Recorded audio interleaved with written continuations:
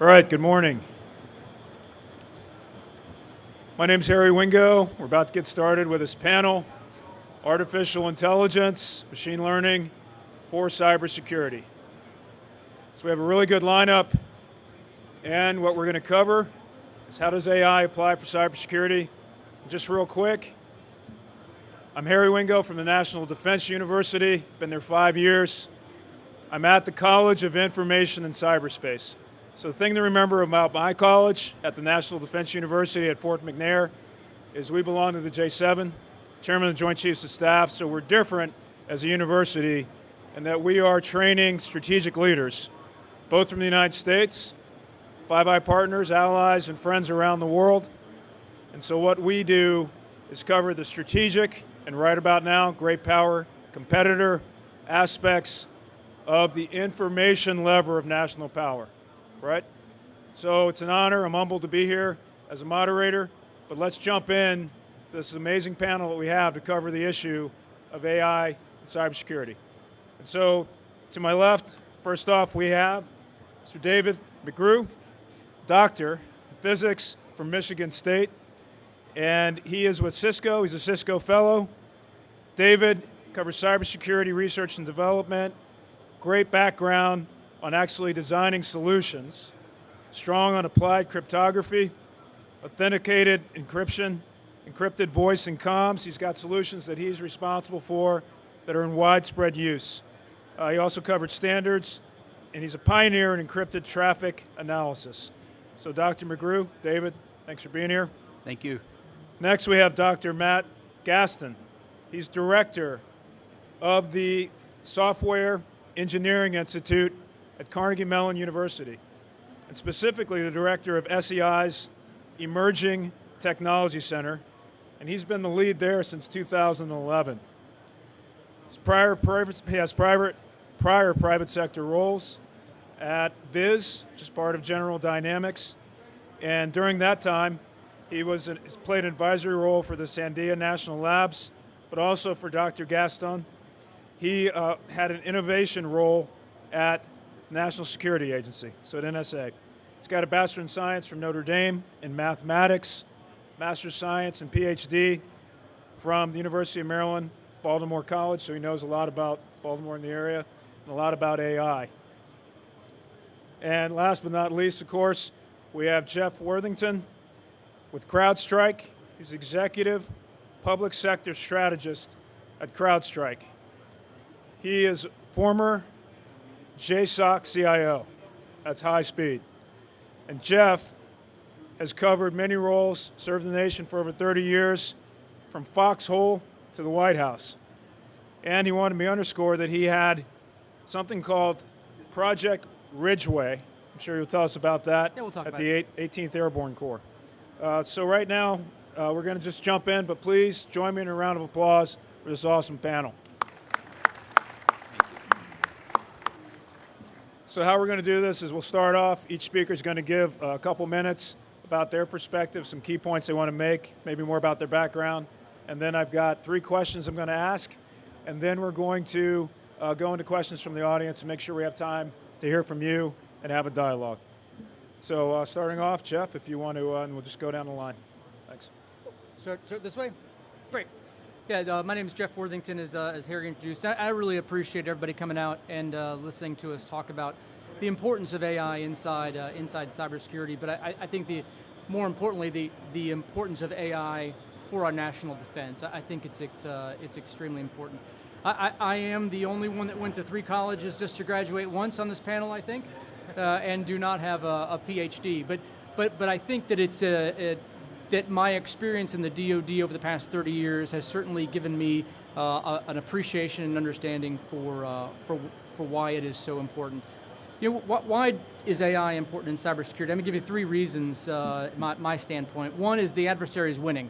The adversary is absolutely beating us on the battlefield inside cyber today. In the past 2 years, been a 400% increase in attacks and intrusions against our networks, and that's only going to continue to increase, yet the pace of our advancements, whether it's in money or people or technology, has not increased in a commensurate level. but the volume, the complexity, and the proliferation of the attacks today are incredibly significant. Secondly, AI is only as good as the data. And so I can't talk about the importance of AI and data. There are certainly panel members that can, much more than I, but I do understand that first rung of AI is the data, and we have to accumulate and put the data in one spot, and we have to make sure that data is secured. If it's not secured, then you have the potential of it being poisoned and your AI being bad. And then thirdly, AI is only as good as AI. It's not as good as humans and machines together. And I think AI is important in cybersecurity, but we can't underscore the importance of the people matched up with the AI. AI is great at following rules, but people aren't following the rules that we may set. It's like a Ted Lasso reference. The AI could do soccer all day long probably for a soccer coach, but Ted Lasso is not a soccer coach. And so an AI would have a hard time defending against a Ted Lasso because they'd never seen a football play in a football game before. And so it is important to get the context, and that I think the people bring to the problem. Thanks, Jeff. Next, Matt. Love the Ted Lasso reference. That's fantastic. So I'm Matt Gaston. I'm actually the director now of what's called the AI division at the Software Engineering Institute. The Emerging Technology Center has evolved into a full-on division at the SEI where we focus on AI, and more specifically, we focus on AI engineering. I'll come back to AI engineering in a minute because I think that's what drives the opportunities in cybersecurity, but also maybe the challenges related to using AI in cybersecurity. I thought I'd just mention right up front, the Software Engineering Institute is an FFRDC at Carnegie Mellon University. We're about 600 folks. We have 3 core business lines, core divisions. Software engineering, which is why we were created back in the 80s, when the Department of Defense realized that software was really important, and we needed a place to worry about how to do software as well as it can be done. The second big part of the Software Engineering Institute is our cybersecurity division, known as CERT. I'm sure you're all very familiar with CERT. They've been around for a long time, done a lot of great work for the nation and really around the globe. And they do everything from research in cybersecurity up through sort of very close to the operational level, supporting different organizations across DoD and the federal government. And then the new division, AI, is focused on AI. And really what happened is we started the Emerging Technology Center almost 10 years ago, built up a portfolio of work in emerging technologies that largely was AI.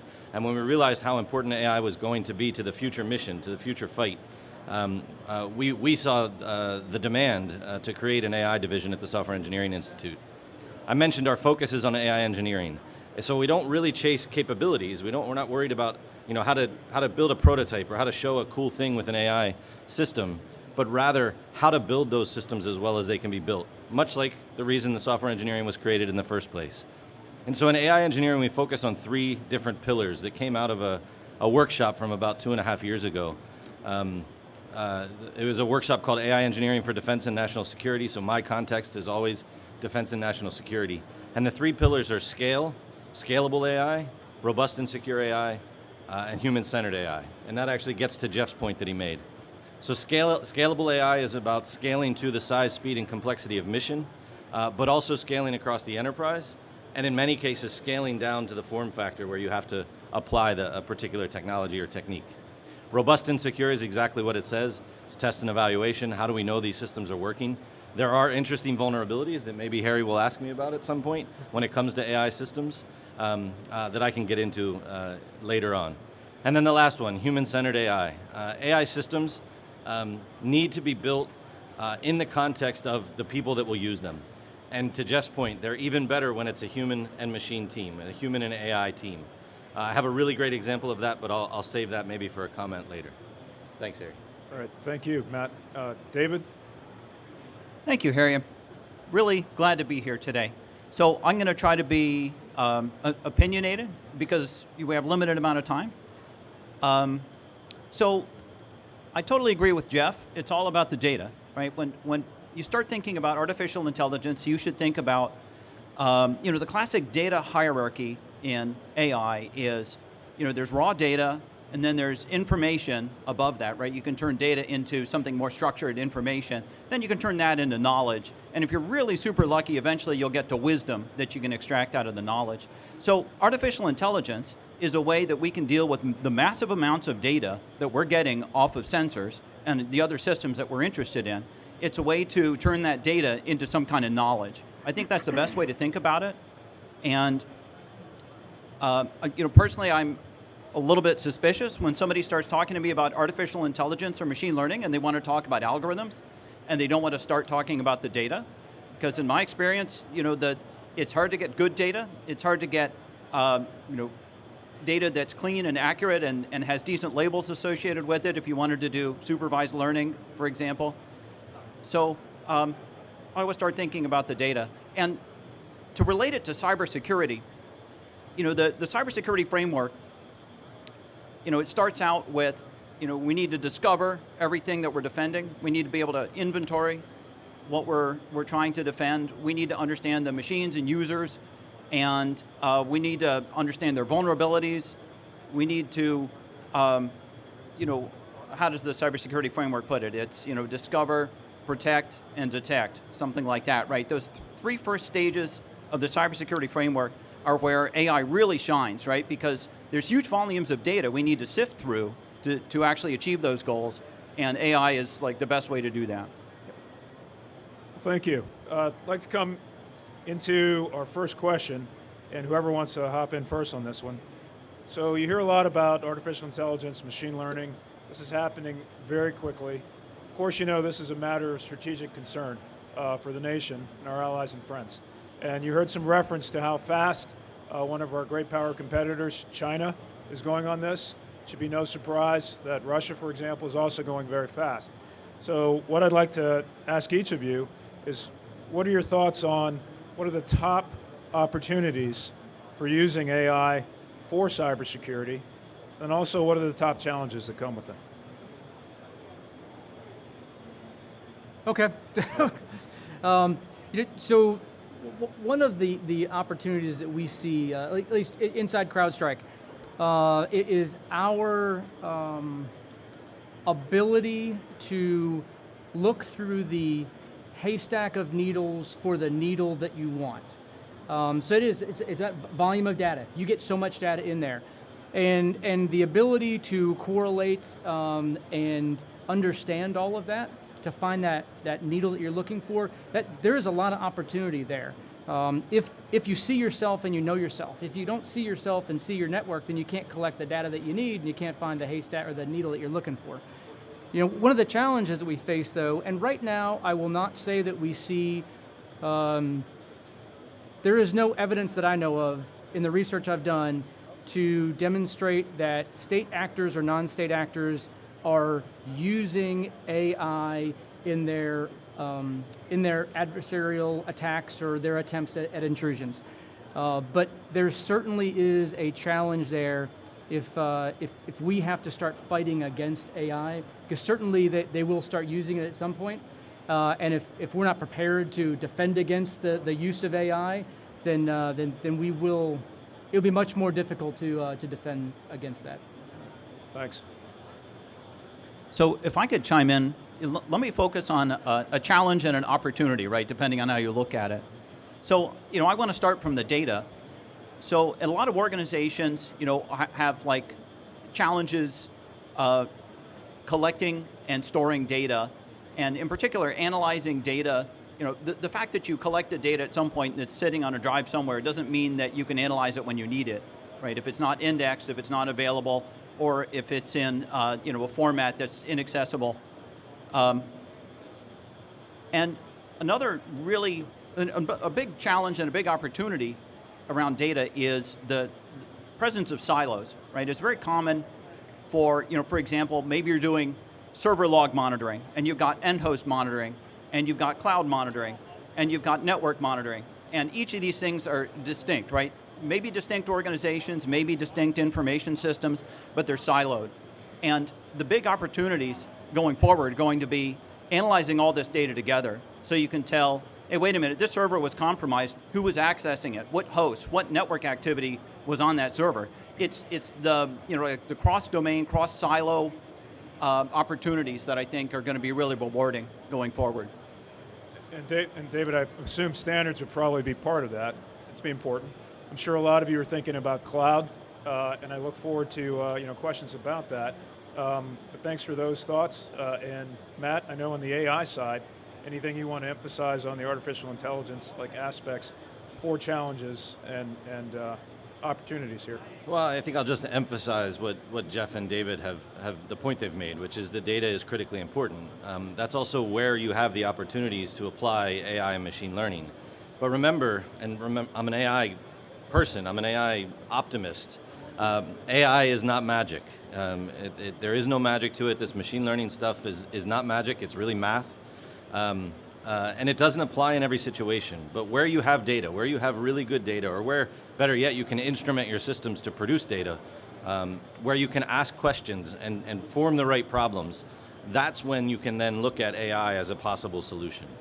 It really starts at that problem, formulating that problem, knowing what you're trying to do, and then having the data that supports what you're trying to do. And then I think, not often thought about or in the dialogue around cybersecurity and AI and machine learning, there are things way up the supply chain that we could start to think about, right? The earlier you can fix security problems in systems, the better. And so we're doing some work at the Software Engineering Institute on applying AI techniques to secure coding, making sure that the code that you produce is secure to begin with, so it has less vulnerabilities or more difficult to exploit in general. We could talk a lot about that if there was interest, but I'll just say, think about it across the supply chain, not just endpoint protection once you're up and running in a system. Hey Harry, can I make a comment? So, we talked about China a bit, and I will tell you, we have seen the greatest state actor that is attempting to break into our networks is China. It absolutely is. And they're putting a lot of time and effort behind the training and the formation of organizations that are conducting cyber attacks. So if you look at the MITRE ATT&CK framework, the entire life cycle, or the entire MITRE ATT&CK framework, when you get to breakout, so you have until breakout before they're in your network. And right now, I can't give you the Chinese time, but they're better than this with respect to e-crime. So with your e-crime adversary, we're seeing 92 minutes now. So they have 92 minutes that they're trying to get into your network before they break out and they're inside of it. You can only bet that China's faster than that. So when it comes to getting the right silos opened up so you can get the amount of data, so you can use AI to look at that data very quickly, and then get the human in the loop in there to put context to it, you have less than 92 minutes before someone is in your network, and then they're living off the land and they're going down and they're being very quiet. And then it's very difficult to get them. So we have got to use AI up front with the human to prevent that breakout inside of your network. It's a very good point and a good reminder that this is not only about the machines, the algorithms or the math that goes into it, people first. So we have to have the right workforce. You heard in the keynote this morning, General Skinner make a reference to the gaps that we have. And Jeff, you just provided me a good segue to our second question. You mentioned China, and they are going after this. And as far as AI goes, they've announced that they want to be dominant by 2030. So if you haven't been looking at what General Groen over at the JAIC, the Joint Artificial Intelligence Center, for example, the point about how we have to get to a certain point by 2025. And this is just an open announcement, whole of nation effort that we have in the United States. If you have not read the Cyberspace Solarium Commission report, if you have not seen that, look for Cyberspace Solarium report, and you'll see the Congress and the National Defense Authorization Act, about 75%, maybe more of that ended up in there. Do a Control F and search for AI, and you'll see how important this issue is. Also, if you've not looked at the National Security Commission on AI, there's another report, NSC AI. Raise your hand if you've already looked at that. NSC AI, all right, good. I see some folks. Of course, we know you guys have. But yes, absolutely. But into the next one, by the way, so good segue on what are our competitors doing right now? Are we keeping pace? Also a theme from the keynote this morning. Are we keeping pace with our great power competitors in the use of AI in cyberspace? And for information too. Do not want to let you all forget, that's not about this topic, but see 60 Minutes? Do you see what's going on with deep fakes? Do you see how quickly you can generate stuff? So we don't even know what's up and what's down. Cognitive attacks, elections in 2016, CrowdStrike, I knew you all were there too. But let's not forget, outside of defending networks, we also have to defend our very minds and cultures. So all of this stuff is accelerating. AI is at the core. But back to AI for cybersecurity, what do you all think about, are we keeping pace with our challenges on this? And at bad actors too, adversaries across the spectrum. But are we keeping pace, David? Well, one of the things that really was striking is that China achieved parity with the United States as far as research publications in artificial intelligence goes, and that was a couple of years ago. But it's pretty striking that there's so much research and development activity around AI there that they exceed the United States in research publications now. So that I hope that we can produce more graduates who are experts in AI and get them to work to cybersecurity defense. I think we need that. I also think these AI experts that we're graduating in the future, I hope they work for us or for you, and not just doing machine learning for targeted advertising. And I'll leave it at that. Okay, thank you. So another movie reference. And if you've seen the movie Dodgeball, we've all, most of us, some of us have played Dodgeball as a kid. And Dodgeball is okay if it's 10 or 20 going against 10 or 20. Because generally speaking, you probably only have one or two aiming at you because they're aiming at the other guy. But right now, I would tell you, and there's power. There's power in the we, in the us together.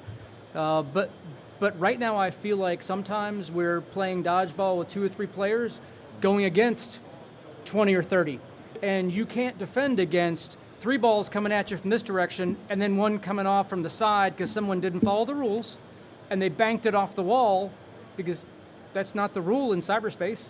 And so I don't know that we are keeping pace. I feel like we're fighting, and it's extremely difficult. The Cyber Solarium report was great. The commission was awesome. However, I saw more yellow and orange than I did green. Creating the National Cyber Director, that's great. I am so happy that has happened. But unfortunately, it takes so long to get things done when we're fighting an adversary that doesn't have to follow the rules. So I'm glad you raised that point. And one of the challenges that we have, and thank goodness we have it, I have my copy of the Constitution right here. If you've got yours, pull it out, please. But we have to keep pace with civil liberties. And especially if we consider our Five Eyes partners, if we consider Europe, NATO, that takes more time to go through things. And so how do we coordinate, how do we share? But the data that we need for AI, we have to tiptoe through, of course, requirements, what we can do on networks. So that's absolutely part of what we have to deal with as we try to match speed with, let's face it, authoritarian governments. And if you're talking about China, consider the heartbreaking developments in Xinjiang, what happens to the Uyghurs. They have an Orwellian just dragnet. And because we are so intertwined on our economies, there's a lot of Chinese influence, involvement with and at the scale of economy like that. So just think about that as we're thinking, how are we keeping pace? But absolutely we have to go faster. Matt, David, any thoughts on AI for cybersecurity? Are we keeping pace with say, China on this? Well, to add to the thoughts on are we keeping pace, I'll say my answer on a personal level is I don't know. I don't have that information, but I can see some trends. I think the amount of data that countries like China make available to defense, to industry, to academia for applying these types of powerful techniques seems to be overwhelming. They seem to be able to use the data that maybe we wouldn't want to use, and so that's a concern. There's also a trend that I read about in the press on the integration of defense and industry, and that's better in places like China. So that integration gives them access to maybe those researchers that, or AI folks that might be selling ads in one place, but also can apply these technologies in a different place. And then one other thought I have. Of course, I support all the educational arguments. CMU was one of the first universities to create a bachelor's degree in artificial intelligence. It's a great program. A little bit of a plug. Sorry about that. I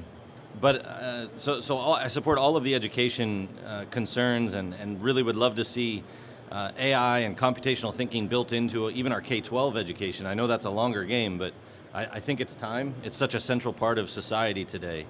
And then the other thought I wanted to share as far as keeping pace, I've been in and around the government for 20 plus years, and I've seen a lot of sort of top-down policy being made by policymakers, pushing policy concerns down onto operational organizations, technology organizations. I think there's a great opportunity, I'm starting to see it more and more, where there's an iterative loop, almost an agile development method between policy and technology. And I think we'll be much better off if we do that more, if we iterate between policy thinking, technology thinking, and then reinforming policy again. And there's some of that going on. I'm really encouraged to see more of that.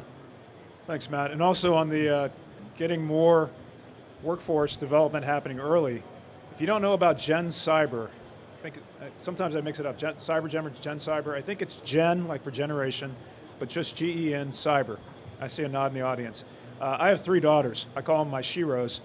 My middle daughter went through this. It's a free summer camp every year, all across the nation. So write down Gen Cyber and tell your families, summer camp for 2 weeks. And when my daughter went to that, they had her looking at cable and looking at exploits in the wild in a safe way. It's a program by NSA and the National Science Foundation. So that's an example. Also, our cyber team. You know, there's cyber athletes that are going to compete in Athens next year. So if you haven't seen that, that's also another thing that's out there. But moving on, David, on keeping pace, if you had any thoughts.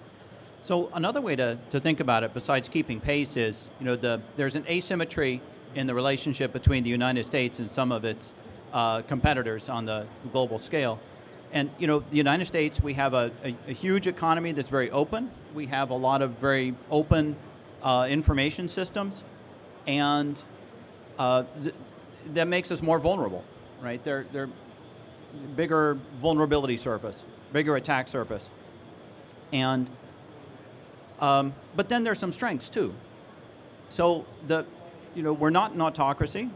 We have a free market and decentralized in also both in the government sense and the market sense. We're decentralized, so that gives us an ability to innovate in a way that historically countries sometimes massively fail by setting an industrial policy like Japan did in the AI space in the 80s, right? Which was like, so the fact that we're decentralized can really help us move faster.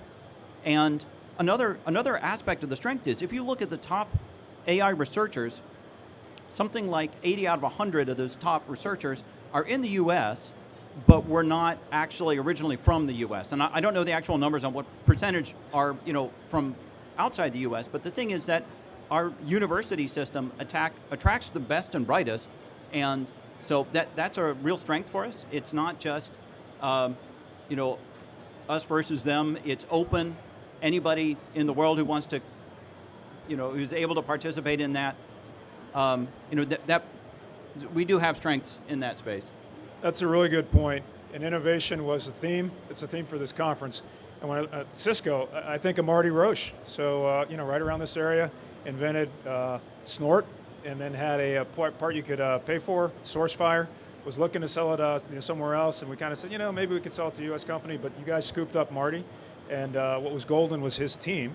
Also, I worked for Google for 5 years out of the DC office. So Larry and Sergey had an algorithm they thought was pretty good. They stopped going after their PhDs. Actually, I want to say Sergey Brin, I think his parents both taught at the University of Maryland, mathematics. I think one may still actually, I don't know if they're still there. But this innovation and the crossover, and Matt, you should, you know this very well, and all of us know, we have to have that whole of society search for innovation, but our system is open. But there are vulnerabilities that go with that, including, I wonder, so we grab, if you're going fast, if you got a Silicon Valley mindset, or let me give a shout out to a local team called Data Tribe. If you haven't heard of Data Tribe, I see some nods, okay. So venture funded, right here in the area. Some folks who have served the nation at some places near here. So I think Dragos, Robert Lee, was one of the graduates who went through several rounds, and now they're protecting the nation, applying some of these things. But what I would like to say is vulnerabilities.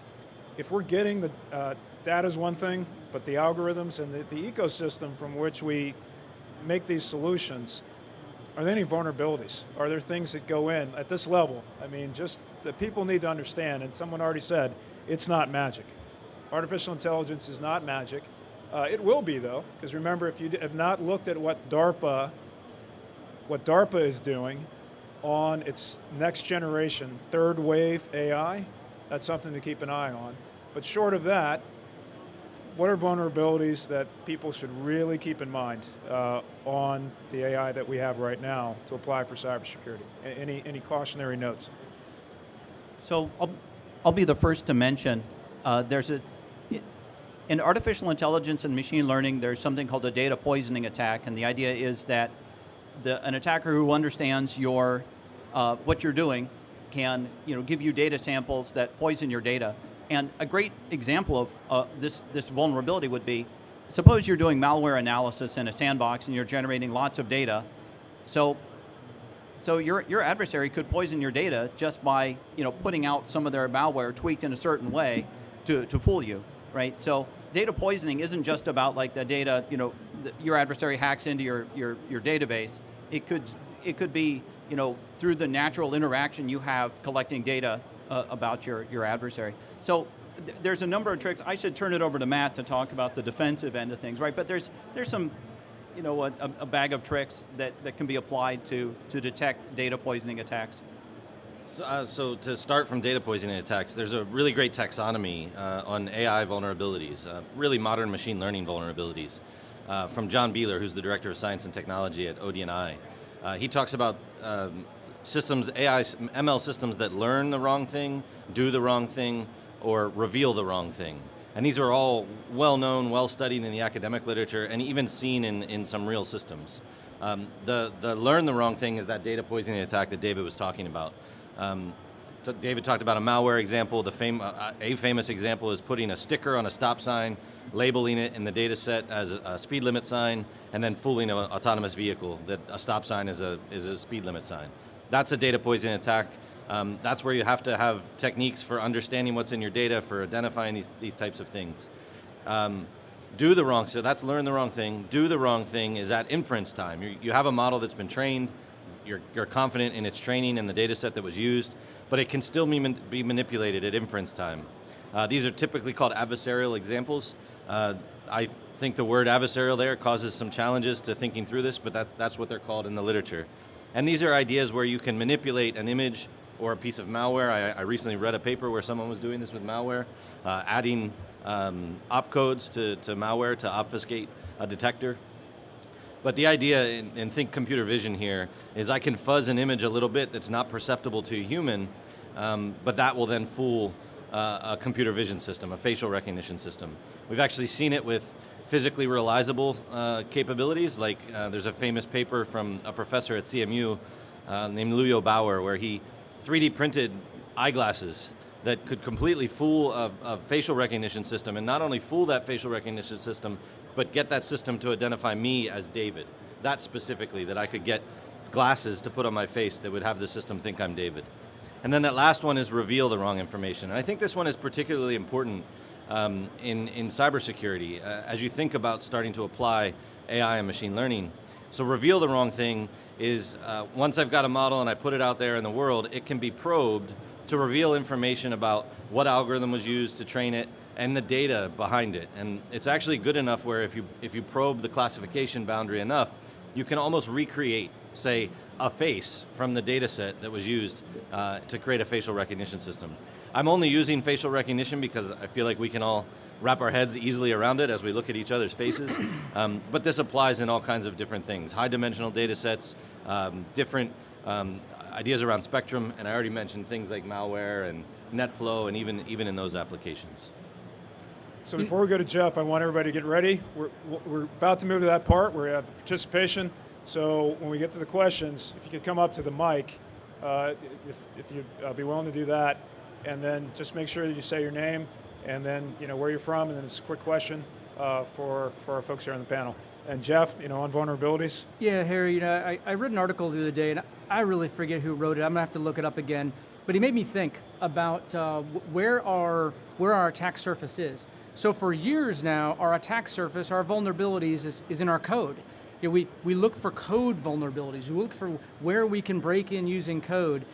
And he was assessing that now our vulnerabilities is in our data. Now that's the new vulnerability, because we can lock down code. Go zero trust. No, don't allow anybody access to anything. But that is completely counter to why we want to collect all these vast data sets so that people can churn at it and use it. And we are going to have to wrestle with how we secure it and allow it and still use it like we want it. That's a great point. Also, digital engineering. Raise your hand if you are involved with digital engineering, and you could say, raise your hand high and proud. Raise your hand high and proud if you know about digital twin. Yeah, there we go. Dr. Will Roper, SCO, and Air Force. So consider the points on data and how important we can go faster with resources like that, but you're going to be applying capabilities, clouds, networks, algorithmic tool sets, combining them, and so you have to worry about these vulnerabilities that were mentioned and pointed out. Before we, so questions, we've got time. We've got like 15 minutes left, so hope to see some questions. And after we're done, I want to see everybody just rush up here, to get cards and engage with the speakers. I think they can stay after. But we've got our first question. John, yeah, if you want to jump on in there. John, while you're walking up, you're reminding me of AFCEA's Cybersecurity Committee. I see Andy Stewart from Cisco. I see Teresa Pines. You raise your hand, Teresa. Anybody else here from the Cybersecurity Committee? There you go. Thank you. So just want to thank all of you for your efforts. This great panel was put together with a lot of folks' engagement. Please engage with us. We're going to do a white paper on this. And if you're not a member of AFCEA, please get engaged. John. Hello. I'm John Stressing. I work for a company called NVIDIA. This might be for Matt. AI is becoming a buzzword that's probably a little overused now at this point. Can you share with some of the folks around here AI, maybe they should be studying? You just talked about computer vision, which is a great AI use case. How would you build an AI for cyber, not using that buzzword, like natural language understanding, recommender engines, what should folks be studying for that? Yeah, so I don't know that I can answer that specific question, but thank you, John, for it. And I have heard of NVIDIA, the company. First, at CMU, we have something called the AI stack, the CMU AI stack. And I won't go through that whole stack, but machine learning is just a piece of it. There's a lot more to AI, and I think there's a lot of opportunity to apply these other techniques, probably in cyber. Remember, AI started with search. That was the big innovation that started the field of AI. It went through reasoning and logic and expert systems through various flavors of machine learning, and now the craze is all around deep learning. And I think there's opportunities. We shouldn't forget about those older techniques. And Harry mentioned the third wave of AI at DARPA. That is really taking modern deep learning ideas and making them enriched with some of these older ideas. What some folks, I think IBM would call it neurosymbolic reasoning, which is neural networks and symbolic reasoning together. And I think that, again, I think there's a lot of opportunities to apply these across the spectrum of cyber problems. I don't know. I would like to welcome David and Jeff to offer comments on John's question. So if I could jump in, so when it comes to, when it comes to this, I always tell people to start with the use cases, right? So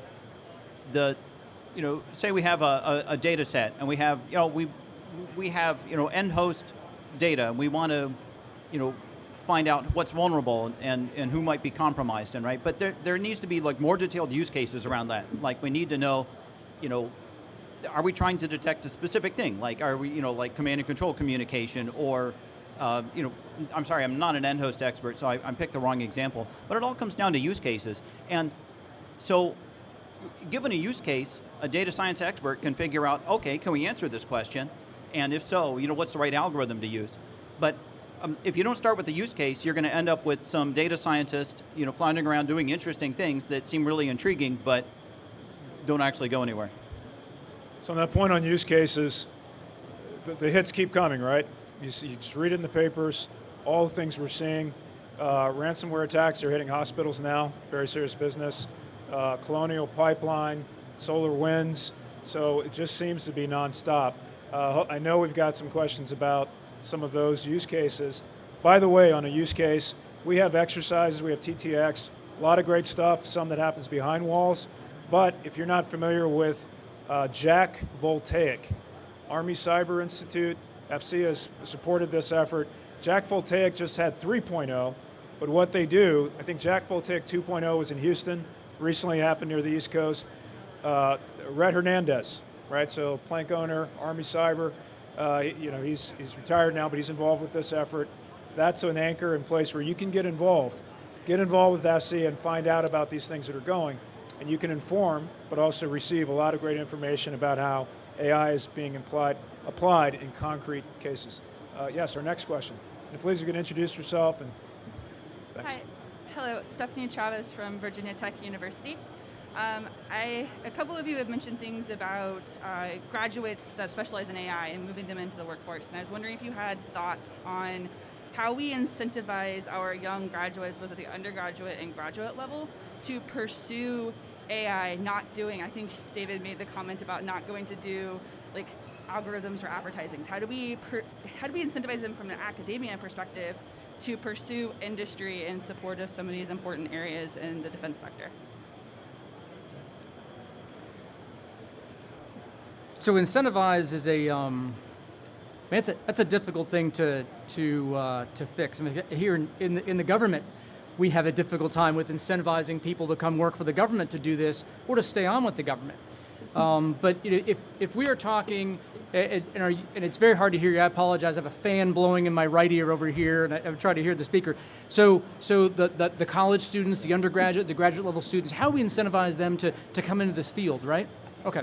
So I know at CrowdStrike, I'll speak for CrowdStrike now. Shameless plug. I'll put my water bottle back up with the name showing, but we have a very robust internship program with universities across the country. And I know we're one of many companies that do that. So I think that showing people that you can work and do something you love and learn what you're doing, and then you have a job the first semester of your senior year and don't have to worry about, that's a pretty big incentive for me that I know I'm going to have an employment at the end. So I do think that more involvement between academia and industry together in these internships and partnerships, I think that would be would be a step in the right direction. Hey Jeff, we're going to go to David if you want to jump in, but also Stephanie, I want to give a shout out to Virginia Tech. Make a note of Commonwealth Cyber Initiative, right? CCI. Yeah. Yep, I'm actually part of it. So. Yes, she's part of this. CCI is powerful. We need whole of society to get engaged. Here's one cool thing. Who else do you know that has 5G nodes for working with drones? I don't like to say smart city anymore. I say trust city. Our adversaries will sell us smart city technology, but do you trust it? So just wanted to call out, Virginia Tech is at the heart of that effort. They've got a drone cage, but where you can apply these at the 5G speed that's going on, that's something that's possible. David, on incentives. It's a really good question about how to incentivize people to, work in cybersecurity, for AI in cybersecurity or cybersecurity otherwise. I will say that, at Cisco, we absolutely will, when we're recruiting interns or full-time employees, we absolutely say, you could apply your machine learning degree to, trying to sell somebody toothpaste, or you could, help to defend our global customers, right? And absolutely, we've heard people say, I'll stay up to midnight to find the problem in the data pipeline because I know, people are counting on it. So, I think we're succeeding, but it would be great to find other ways to incentivize things, and maybe awareness is part of that. So we have, remember the U.S. Cyber Games. We're 7 minutes out from ending the program, so we've got time. If you've got a question, please come up. I know somebody else. We just need one more. Just one more to come on down, please. Anybody? While you're thinking about, here we go. I knew we'd have somebody. We've got time for two, so come on down. Thanks.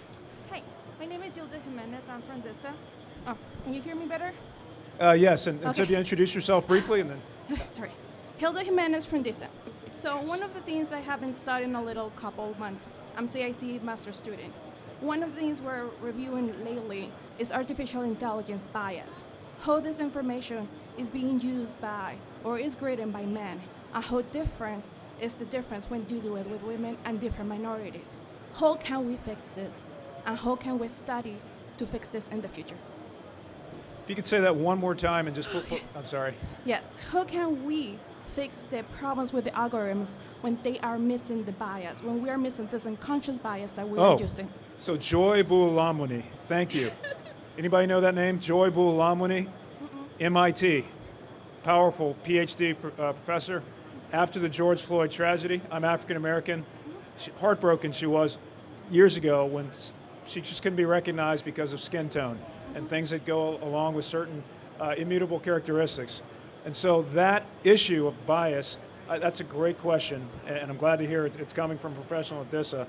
Any thoughts? And this goes to the workforce and getting more people engaged on like how you craft these algorithms, but maybe, Matt, if you want to jump in on that. Yeah, so Joy has a great Netflix special that I would encourage everyone to watch on this topic, and you'll hear way smarter things than what I'm about to say in that special. But it's a great question, a really important question. At the outset, I laid out 3 pillars of AI engineering. The third one was human-centered AI. In that, we think ethics and policy is a critical concern, and we're working on actually engineering mechanisms that can help in these situations. We've done things like we've put out an ethics checklist that you should consider right up front. So I said the best time to think about security is in the beginning of a system development. The best time to think about bias and other ethical concerns is early on in these problems. Ask these questions. Where did the data come from? Are there skews in the distributions of things in that data before you even get to the algorithms? And then the algorithms themselves, they're really correlation engines. Are there places where they're making correlations where they shouldn't? You can measure some of these things, but then testing afterwards is also critically important. And so I think thinking about bias up front, thinking about ethics up front is step number 1, asking all those hard questions and making sure you're confident in the answers of those questions. Rather than simply saying, I've got a pile of data, I'm going to apply an algorithm to it and see what happens. Again, it's not magic. You've got to be smart and you've got to ask these critical questions right up front. But Joy's Netflix special will give you a much better treatment of it. So thank you for asking this question. This is a really good question. The really complex AI algorithms are the ones that we need to be wary of, right? Because they can have bias in them that we don't spot or we don't understand. And there are 2 trends in modern machine learning. One is towards what's called explainable machine learning, and the other is called towards interpretable. The idea of interpretable machine learning is we're going to use a machine learning model that is simple enough that we can understand it if it goes wrong and it's got some weird bias in it. But then the explainable machine learning is the idea that we'll get a really complex machine learning model and then we won't be able to understand it, but then we'll make a second complex machine learning model to explain the first model to us. So I encourage everybody, use the simplest thing possible and read about interpretable machine learning. Thank you. Do we have one more question? We've got 3 minutes. Yes, Andy. Thanks, Harry. Maybe getting back to the problem about data, especially more and more data is traversing networks that is encrypted. And we take a big hit on, block, break and inspect, decrypting data so we can actually look at the data. Thoughts on that for cybersecurity? Yeah, so I think there's a lot of technology trends that are disrupting visibility, and encryption is disrupting network visibility in a very big way. You might be really surprised to find out how, corporations like, for example, Google with the Chrome browser are adopting network protocols that are designed to be evasive from your network security monitoring systems. But visibility is being disrupted, like on endpoints, by virtualization and containers and cloud, and the whole idea of like, we've got microservices, and you're not even sure where something's running. So there's all these technology trends that are disrupting, what we might call visibility or observability, and they're really affecting security monitoring, and that's actually a big deal for what we're talking about, applying AI to cybersecurity. So I should let somebody else chime in though. So here's where a commissioned officer in the Army, at least, would look to a warrant officer sitting to their side or out in the audience for the head nod of, yes, it's a problem, no, it's not, so that the commissioned officer can say it's not a problem, without truly understanding the depth of it. I will tell you, from the 1,000-foot, 10,000-foot level, I don't see that as a significant issue with respect to the way at least our company does the analysis. We're looking at processes. Process started, process stopped. You went to do this, you moved here. And that information isn't encrypted. And then you get to what we're now calling XDR, but extended, where you get processes that go on inside applications. When Google opens up certain processes because they understand that it has a security component to it, then we get around the problem of encrypting end-to-end, because the vendor is allowing certain things because they recognize that it is a security component that must be part of that data lake, so you can't analyze it to see if there's a increased vulnerability. So I haven't seen that as a significant issue right now.